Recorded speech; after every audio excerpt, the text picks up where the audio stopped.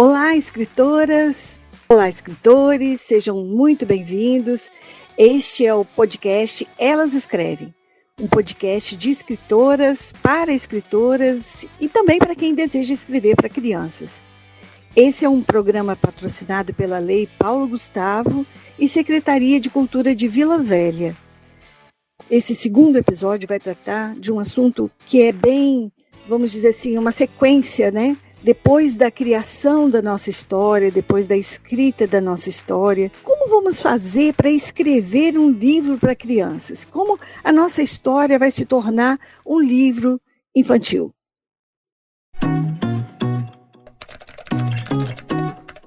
Você está ouvindo o podcast Elas Escrevem, a voz da literatura feminina capixaba.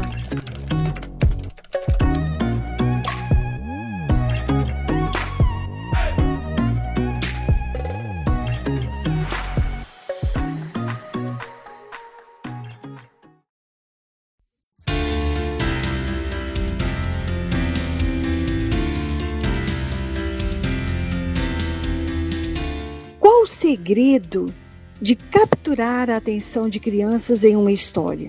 Porque crianças, hoje em dia, por mais que elas estejam sujeitas a um volume abundante e excessivo de informações 24 horas por dia, isso não faz delas robôs, não faz, não é? Não significa que tanta informação faça com que elas se tornem, vamos dizer, robotizadas. Não. Crianças continuam sendo crianças. Precisam e gostam de desenvolver a própria imaginação. Sonham, criam 1000 teorias para tudo em suas cabecinhas. E, acima de qualquer coisa, são super criativas. Olha, eu sei que a luta é grande, né? Contra os tablets, games. O livro parece ter despencado aí, né? Você pode até escutar esse tipo de afirmação, né? Que com tantos tablets, tantos games e certamente o espaço do livro caiu, despencou. Olha, realmente, hoje as obras escritas, físicas, né, os livros, eles competem sim com os vídeos no YouTube, os joguinhos do celular, mas para sermos justos mesmo, né, vamos ser justos aí nessa causa. Se nossas crianças não têm contato com livros e boas histórias, cabe a nós, autores, refletirmos sobre a prioridade que nós damos aos eletrônicos, não é mesmo? Então, a criança ainda depende que nós, adultos, levemos até elas ou o celular ou os livros. Então, depende de nós esse contato maior com os livros, que eles continuem acontecendo, que eles continuem sendo bem trabalhados. Ah, Nilza, mas livros são caros, são difíceis às vezes de comprar. Sim, mas nós ainda temos boas bibliotecas públicas, não é? Nós temos a Biblioteca Pública Municipal, que é muito boa, eu já visitei várias vezes. Tem livros excelentes, né? Nós temos a Biblioteca Pública Estadual, que é encantadora também. Nós temos biblioteca pública em Vitória, né, na Grande Vitória, em várias cidades da Grande Vitória.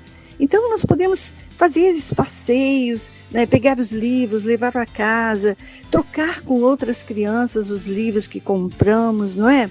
Estimular isso nas nossas crianças, que elas troquem os livros com outras, com seus priminhos, com seus colegas, não é?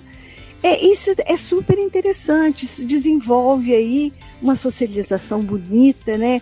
Uma conversa diferenciada sobre a história que leram, os personagens, que contem a partir dessa história novas histórias com novos finais. Tudo isso é muito interessante. Então cabe a nós adultos, para sermos justos mesmo, direcionar, né? Mostrar, apresentar essas formas que são novas para elas, mas que são antigas para nós, né? Porque nós crescemos assim, vendo os livros nas bibliotecas, pegando os livros para leitura.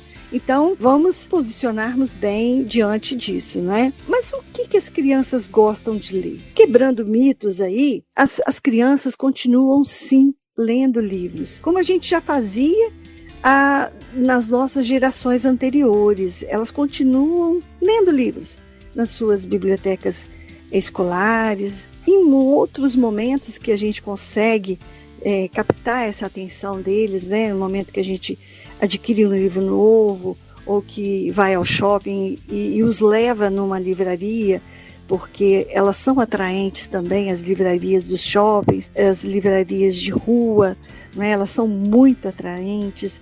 Aqui em Vila Velha nós temos excelentes livrarias, fora e dentro dos shoppings. Então, é um espaço também maravilhoso para os pais e adultos aproveitarem.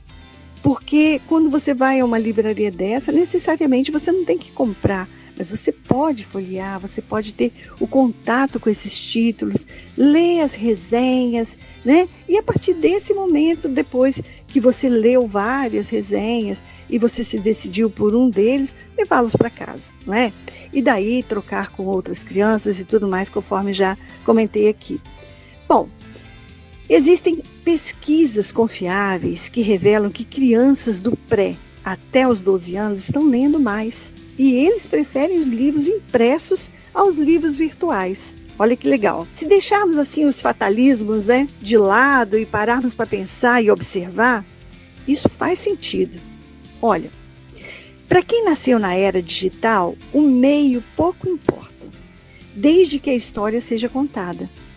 Isso significa que o fascínio pela tecnologia está muito mais nos adultos do que nas crianças, já que eles nasceram no mundo eletrônico. Então, se eles nasceram no mundo eletrônico, isso já não tem assim um fascínio extra. Tem para nós, que nascemos anteriormente, não é? E nos deslumbramos com o mundo digital. Mas eles não, eles já nasceram dentro desse meio. Então, não há esse deslumbramento, não é mesmo? Para eles, pouco importa ler no celular, ler no computador ou ler no livro físico. Não faz muita diferença. Do ponto de vista de pessoas que trabalham com livros impressos, né? Até o meu caso, que trabalho com livro impresso, um livro permite atiçar muito mais a imaginação do que um e-book interativo, um game e até mesmo uma animação. O motivo? O motivo.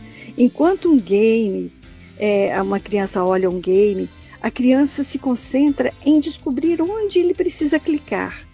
E em uma animação, ele recebe os personagens já imaginados por vozes que já existem, trilhas sonoras e tons.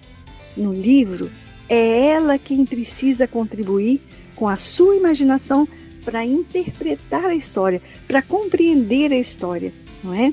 Então essa é a diferença. Enquanto que um e-book interativo, ou um game, ou uma animação entrega tudo de presente, o livro físico, o livro impresso, ele atiça, a criança precisa interagir com ele, contribuir, não é? Não há aquela preocupação de clicar aqui ou ali para aumentar som, para diminuir som. Não. No livro impresso, é ele e o livro. Então, isso contribui, né, para que atice, avive mais a imaginação do leitor. O volume de estímulo à leitura para crianças é hoje maior, mas muito maior do que nas décadas de 70, 80, 90, 2000. Ou alguém se recorda aí, né, de ter tantas livrarias com espaços lúdicos inteiramente dedicados às crianças? Eu não me lembro. Vejo que agora sim há espaços interativos, espaços para você sentar numa livraria, puffs aconchegantes, confortáveis para ler, mesinhas especiais colocadas de forma bem convidativa para o leitor pegar o livro, sentar, ler, folhear com tranquilidade. Esses espaços são novos, né?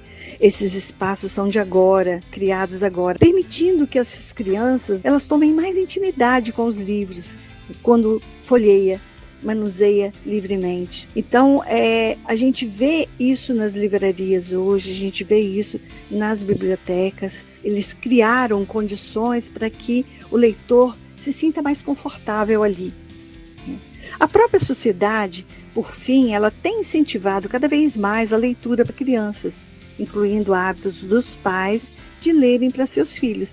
Quem não lembra aí de vários programas que a gente, né, conhece, onde incentivando os pais a lerem para os seus filhos, né? Antes deles irem para a cama, por exemplo, né? Antes de dormirem. Então, contar uma história, ler uma história, são incentivos que a gente vê hoje com mais frequência do que nós víamos na nossa época. Para nós brasileiros que costumávamos importar, né? Vamos dizer assim, importar, entre aspas aí, né? A cultura produzida fora da nossa fronteira, das nossas fronteiras, né, brasileiras, esse número de autores, eles podem aumentar ainda mais, porque os leitores passaram a se apaixonar também pela nossa cultura, né, no nosso estado, no nosso município. Nós deixamos de importar essas culturas produzidas fora, né, para trabalhar a nossa própria cultura. Isso também contribui para uma formação de novos leitores, né? Veja aí, Monteiro Lobato, por exemplo, que deixou lá de lado o Natal com neve, aquele Natal que a gente já conhecia de forma europeia, gelado, com muitas luzes e neves. Monteiro Lobato trouxe o Natal para o sítio, né? Trouxe o Natal para o interior, sem neve, com muito calor, com muita coisa gostosa, e mesmo as gostosuras passaram a ser brasileiras, não deixaram de ser as gostosuras europeias para serem mais nacionais, né?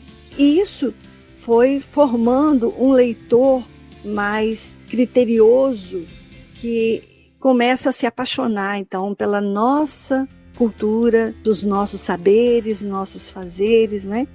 E essa aproximação, ela é motivo de criação de novos leitores. Sim, com certeza. Afinal, olha só, uma coisa é uma criança capixaba, só para citar um exemplo, né? Se identificar com uma sereia ruiva chamada Ariel, que vive no Atlântico Norte. Outra é ela se identificar com uma sereia chamada Janaína, que vive nas águas do litoral capixaba, por exemplo, em Meiaípe, né? E na medida que os autores capixabas estão produzindo seus próprios livros, seus próprios textos, suas próprias histórias, né? Eles mesmos fazendo contatos com as editoras, eles mesmos trabalhando as suas histórias, né? Essas histórias ficaram mais próximas da realidade das nossas crianças. E dessa forma, eles estão disponibilizando mais seus saberes e fazeres e ajudando a transformar de maneira importantíssima essa nova legião de leitores. Eu acredito muito nisso. Enfim, esses são apenas alguns pontos, né, que nos ajudam a entender que, ao contrário do que imaginamos, crianças gostam sim de livros e estão lendo cada vez mais. Mas isso significa que basta escrever e pronto? Não. Da mesma forma que o incentivo à leitura cresceu, a oferta de livros também se avolumou. O que significa que a competição entre os livros infantis saltou assim de maneira exorbitante. E é aqui que entra a capacidade do autor em trabalhar melhor o seu livro.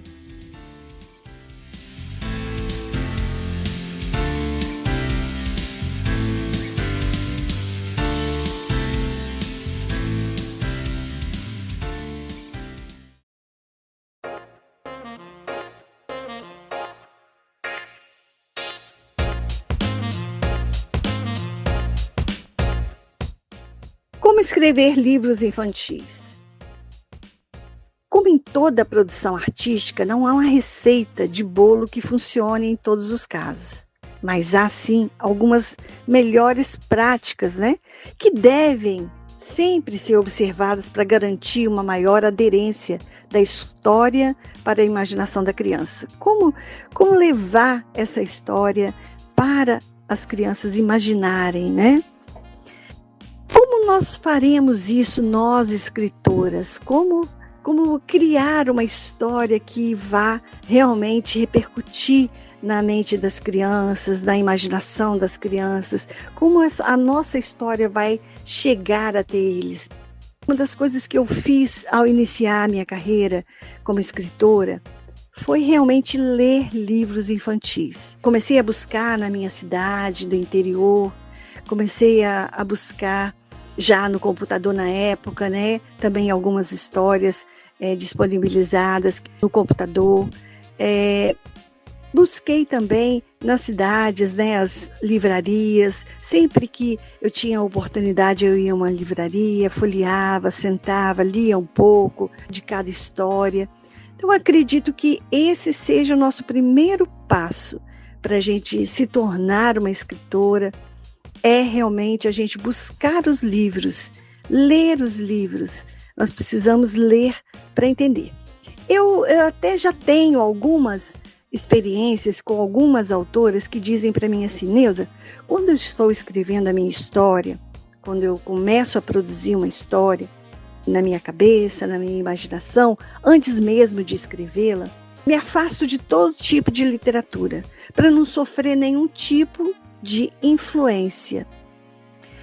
Eu respeito a opinião e eu acho que é importante a gente respeitar as próprias opiniões. O que eu gosto de fazer quando eu estou gestando uma história, estou criando uma história e pretendo colocá-la no papel.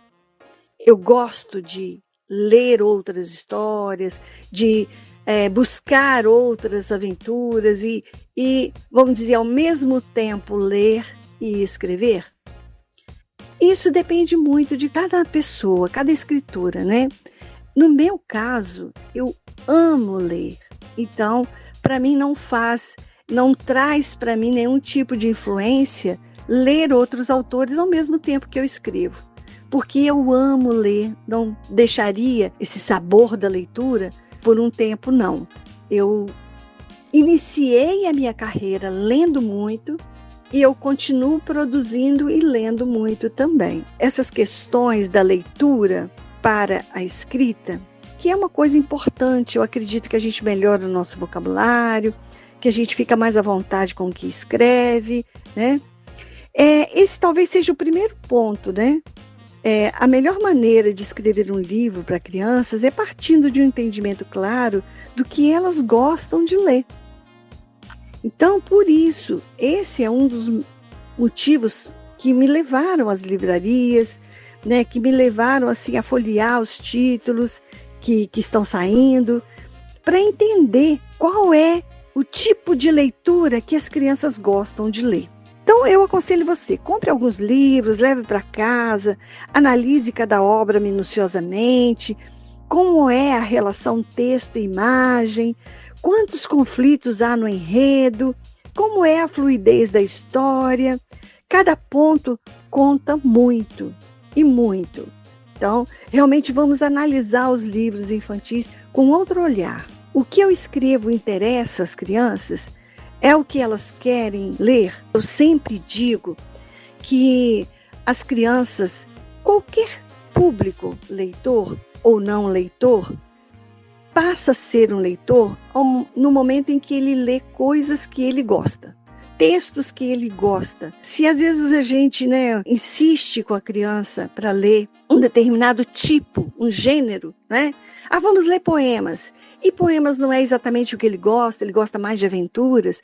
Vamos tentar ouvir um pouco mais essa criança, o que eles gostam de ler, o que eles estão lendo. Então, essa pesquisa feita em livrarias, em bibliotecas, para nós que somos escritoras e que queremos, né, trabalhar uma nova história, é importante para a gente entender, para a gente compreender o que é que as crianças estão querendo ler. Vamos lá, saiba com quem você está falando. Essa é uma questão também muito importante. Não existe uma massa uniforme chamada criança. A criança, é importante que a gente entenda que as crianças de 2 a 4 anos, por exemplo, estão pré-alfabetizadas, né? E ainda estão desenvolvendo a capacidade de concentração.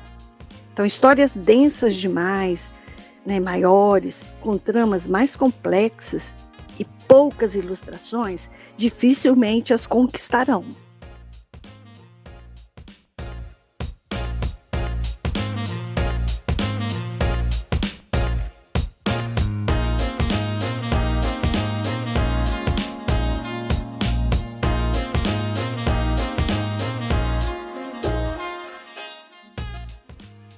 Crianças de 5 a 6 anos, por sua vez, já estão entrando na alfabetização. E o reconhecimento de letras é importantíssimo. Esse reconhecimento é até motivo, né, pelo qual a gente precisa, às vezes, num livro, né, quando a gente vai publicar, deve dar preferência, né, ao tipo de escrita de caixa alta, em caixa alta, já que é assim que elas aprendem a ler na escola. E na medida em que as crianças vão crescendo, a necessidade de ilustrações cai e a necessidade de tramas mais complexas, identificáveis com seus cotidianos, né, cresce. Então, elas vão precisando de menos ilustrações e mais textos e com tramas mais complexas, à medida que eles vão crescendo e se tornando até um leitor exigente. Isso não quer dizer nem que eles precisam ter uma idade mais avançada para se tornar um leitor exigente, não é?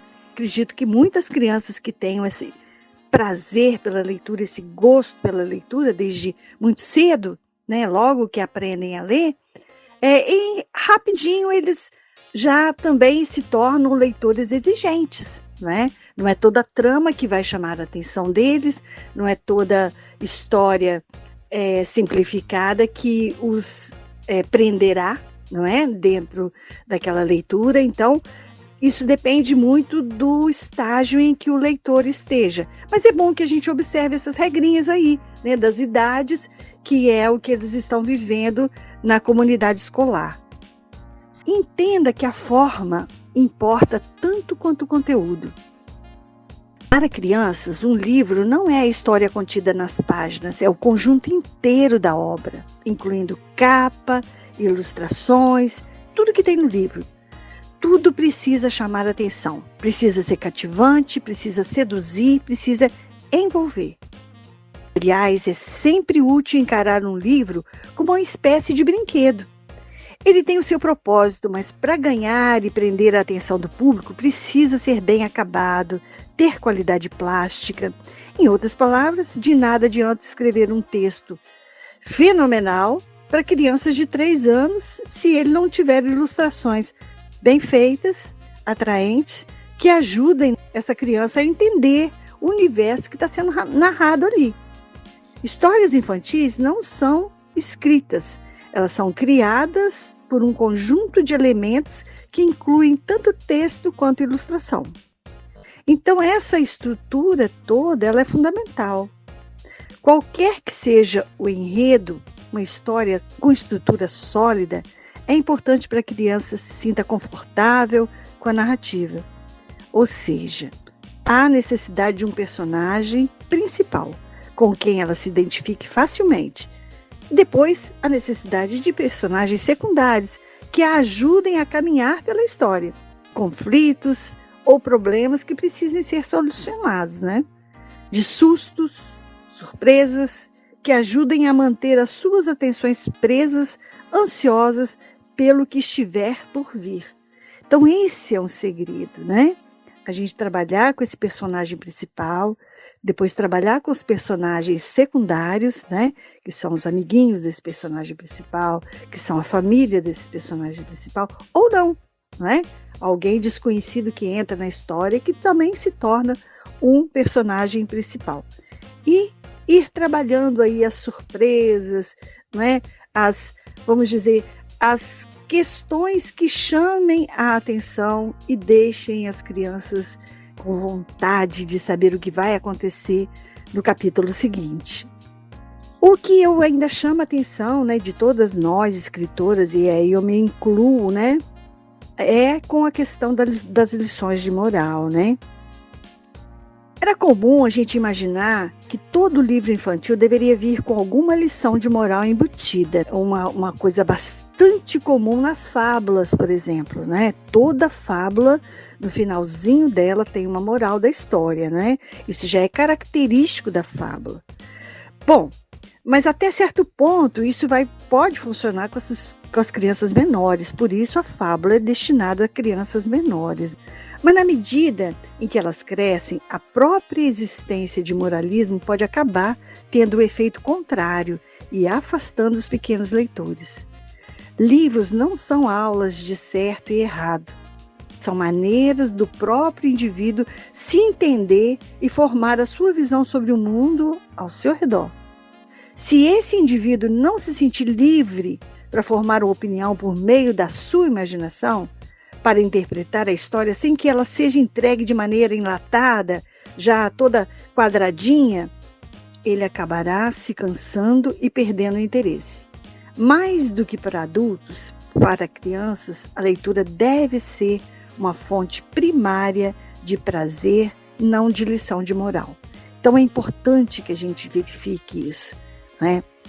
Como eu falei anteriormente, uma história ela pode conter ciência, geografia, pode conter filosofia, mas de uma forma secundária, com leveza, quase que por descuido, mas não propositalmente.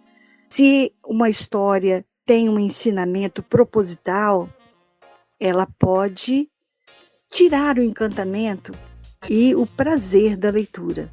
Então é preciso que a gente tenha cuidado. Eu quero assim abrir um parêntese aqui a respeito do livro paradidático e o livro literário.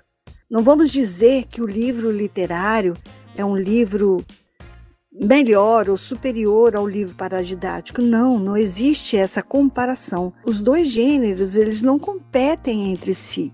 Cada um tem a sua função. O livro paradidático tem a função de ensinar. E tem uma história embutida, mas tem um ensinamento que vem em primeiro lugar. Agora, o livro literário, ele não tem função. A princípio, ele não tem função. Ele é arte pura. A ideia é encantamento, a ideia é arte. Mas não quer dizer que um se sobreponha ao outro. A partir do momento que você, escritora, se propõe a escrever um livro paradidático, é maravilhoso também, é uma história que você está contando. Então não tem essa, vamos dizer, essa conotação de que é um livro menor, ou que é um livro... Não, o livro paradidático ele tem a sua função dentro da educação importantíssima, que é ensinar, é levar o conhecimento. E o que a gente trata aqui nesse podcast é o livro literário, que é um livro para formar leitores, né? A ideia é que esses livros encantem tanto que ele forma leitores para todos os outros tipos de livros. Os livros de história, de geografia, de ciências, né? O livro religioso, todos os tipos de livro. A ideia é formar esses leitores através dessas histórias de encantamento, de arte. Uma coisa que é muito importante é criarmos conexões. Esse ponto talvez seja o mais importante de todos. Quanto mais a criança conseguir se enxergar na história ou nos personagens, mais ela vai se sentir interessada. E se enxergar aqui inclui tudo, olha, o local em que a história se passa, a fisionomia dos personagens, as realidades em torno delas, as tramas que precisam ser vencidas, tudo isso cria conexões. Da mesma forma que na vida real, conexão gera empatia, não é? A gente vê no problema do outro, vê na história do outro, você se vê ali, você tem empatia, cria uma empatia, não é? Ao ouvir uma história que te toca, que você já viveu, ou que você se sente dentro daquela situação. Então, a mesma coisa a gente precisa fazer com as nossas crianças nos livros que publicamos, nas nossas histórias que publicamos para crianças. Criar essa conexão, criar essa empatia.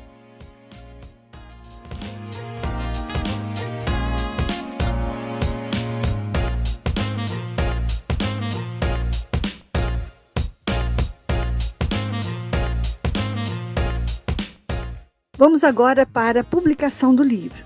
Nós já comentamos, né, que as crianças preferem livros impressos a e-books. A gente já falou sobre isso aqui. Vamos então até além disso.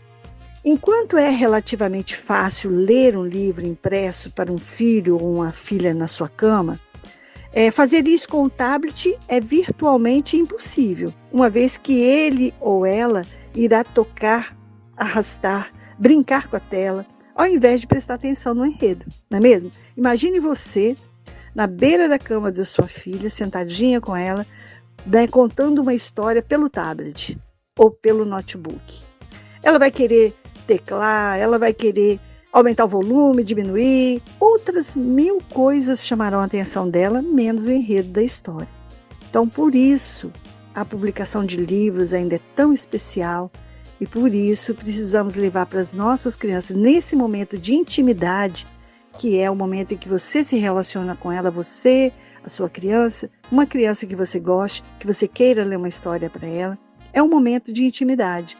Então, vamos criar esse momento de intimidade com livros, né, que fica muito mais interessante e muito mais fácil de lidar do que um tablet ou um computador.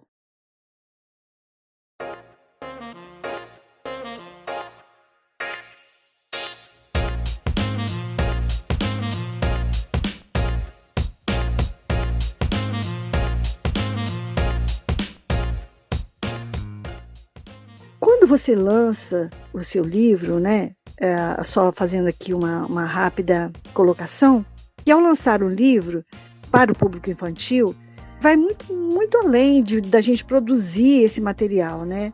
O lançamento, ele é importantíssimo, o lançamento desse livro, por funcionar como um pontapé inicial da obra. A gente organiza um lançamento diferente, inclui contação de histórias e faz vários eventos ao invés de um só. Às vezes eu percebo que aqui na minha editora alguns escritores falam assim: Neuza, quero fazer um lançamento, assim, um mega lançamento, convidar muita gente, porque vai ser um só. Não, eu sempre digo, faça mais de um lançamento.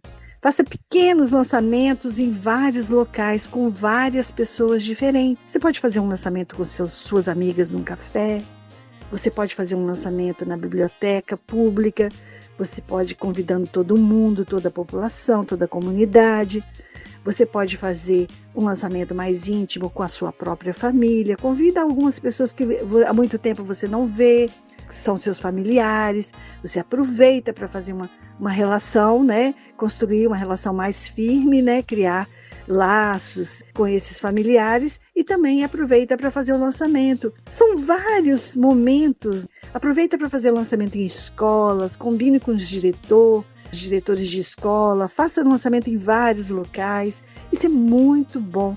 Bom para as crianças, bom para você como escritora, bom para você mostrar o seu trabalho nas escolas, para que futuramente os professores possam, coordenadores, pedagogos, trabalharem com o seu livro. Então, faça vários pequenos lançamentos.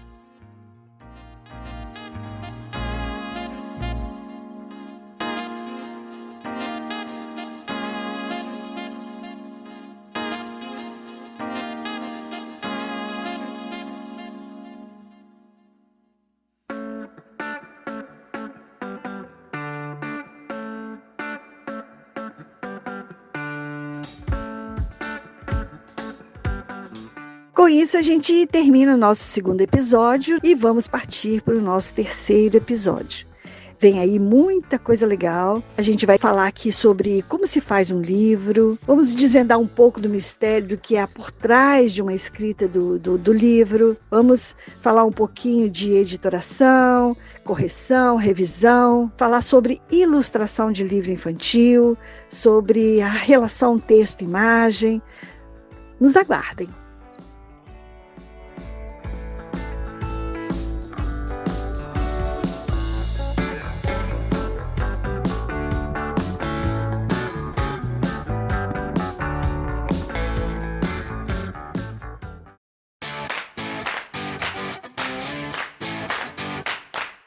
Agora, uma proposta muito especial para você, mulher, que está ouvindo o podcast Elas Escrevem.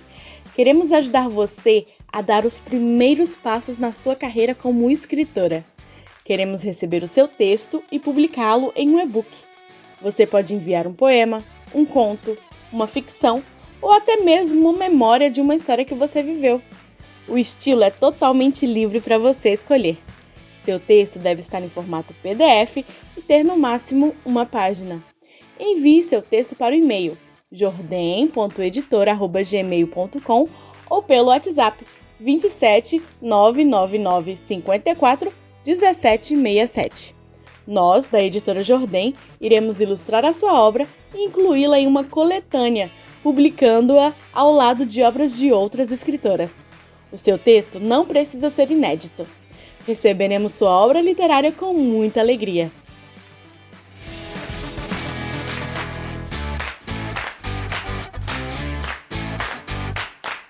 Apresentação, roteiro e captação de áudio, Neuza Jordem. Edição, Elijance Marques. Realização, Lei Paulo Gustavo e Prefeitura Municipal de Vila Velha.